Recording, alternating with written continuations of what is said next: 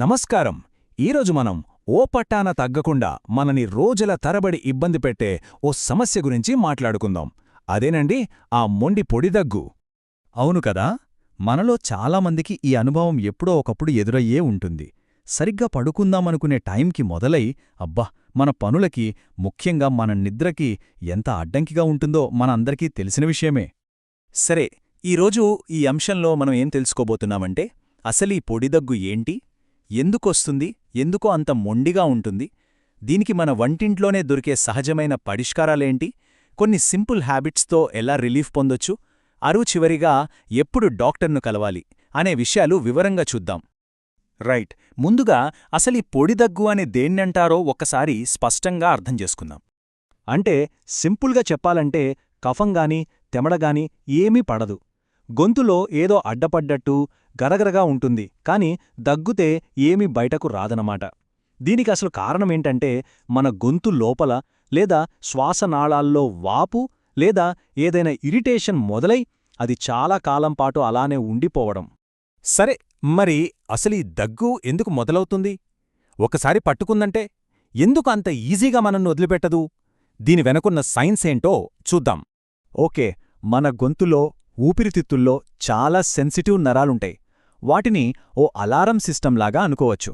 ఇప్పుడు జలుబు, జ్వరం తగ్గాక మిగిలిపోయిన చిన్న ఇన్ఫ్లమేషన్ గాని, గాలిలో ఉండే దుమ్ము, పొగ, లేదా కొంతమందికి కడుపులోంచి యాసిడ్ పైకి రావడం, ఇలాంటివి ఆ నరాల్ని టచ్ చేసినప్పుడు మన బ్రెయిన్ వెంటనే దగ్గు అని ఒక సిగ్నల్ పంపిస్తుంది.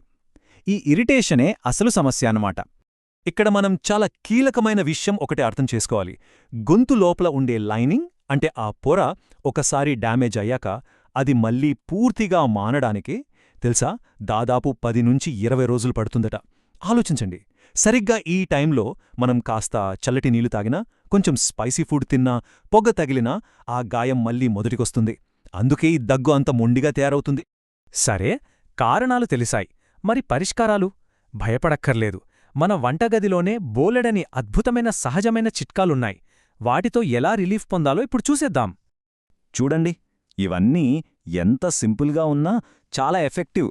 ఉదాహరణకి తేనె ఉందే, అది గొంతుకి ఒక న్యాచురల్ కోటింగ్ వేసినట్టు పనిచేసి వెంటనే హాయిగా అనిపించేలా చేస్తుంది. ఇక పసుపు పాలలో ఉండే కర్క్యుమిన్ అనేది వాపుని తగ్గించడంలో ఒక సూపర్ హీరో లాంటిది. అల్లం గొంతు కండరాల్ని రిలాక్స్ చేస్తే, తులసి మన మొత్తం రెస్పిరేటరీ సిస్టమ్కే ఒక బూస్ట్ ఇస్తుందన్నమాట.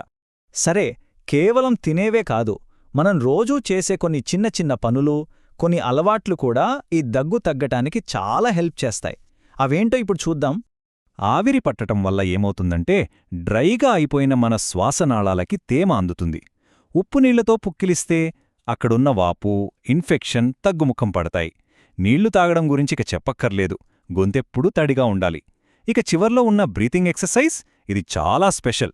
ఇది మన ఊపిరితిత్తుల్ని బలంగా చేయడమే కాదు, దగ్గు వచ్చినప్పుడు ఆ ఉధృతిని కంట్రోల్ చేయడంలో అద్భుతంగా పనిచేస్తుంది.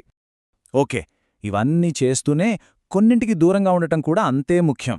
లేకపోతే మనం చేసిందంతా బూడిదలో పూసిన పన్నీరవుతుంది. ఈ చల్లటి drinks, ice creams, masala foods, coffee, పొగ ఇవన్నీ అప్పటికే సెన్సిటివ్గా ఉన్న గొంతుని మళ్లీ రెచ్చగొడతాయన్నమాట. సో దగ్గు పూర్తిగా తగ్గే వరకు వీటికి టాటా చెప్పేయటమే మంచిది. ఇప్పుడు మనం చాలా చాలా ముఖ్యమైన విషయానికొచ్చాం. ఎందుకంటే ఏది సాధారణ దగ్గు, ఎప్పుడు మనం డాక్టర్ దగ్గరికి వెళ్ళాలి, ఈ తేడా తెలుసుకోవడం మనందరి ఆరోగ్యానికి చాలా అవసరం. సాధారణంగా అయితే పొడిదగ్గు ఓ 2-3 వారాల్లో తగ్గిపోవాలి.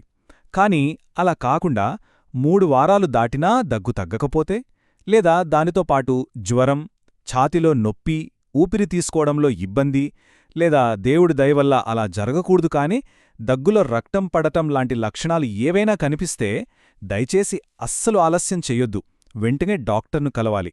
ఎందుకంటే కొన్నిసార్లు ఇది ఆస్థమా, జీఈఆర్డీ లాంటి సమస్యలకు లేదా మరేదైనా సీరియస్ ఇన్ఫెక్షన్కు సంకేతమయ్యుండొచ్చు. నెగ్లెక్ట్ చెయ్యకూడదు.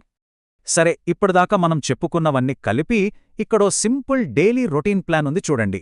ఉదయం లేవగానే గోరువెచ్చని నీళ్లలో తేనె, తర్వాత బ్రీదింగ్ ఎక్సర్సైజ్, మధ్యాహ్నం అల్లం టీ, రాత్రి పడుకునే ముందు పసుపు పాలు. ఇలా ఈ చిన్న పనుల్ని పాటిస్తే చాలు, దగ్గునుంచి చాలా తొందరగా బయటపడొచ్చు. కావాలంటే దీన్నొక స్క్రీన్ షాట్ తీసిపెట్టుకోండి, చాలా ఉపయోగపడుతుంది. సో ఇకపై దగ్గు వచ్చినప్పుడు దాన్ని కేవలం ఒక చిరాకుగా చూడకండి. అది మన శరీరం మనకు పంపుతున్న ఒక సిగ్నల్. నాకు కొంచెం రెస్ట్ కావాలి, కొంచెం కేర్ తీసుకో అని మన బాడీ మనతో చెప్పే ఒక ముఖ్యమైన సందేశమన్నమాట. మనం దాన్ని విని సరైన శ్రద్ధ తీసుకుంటే చాలు.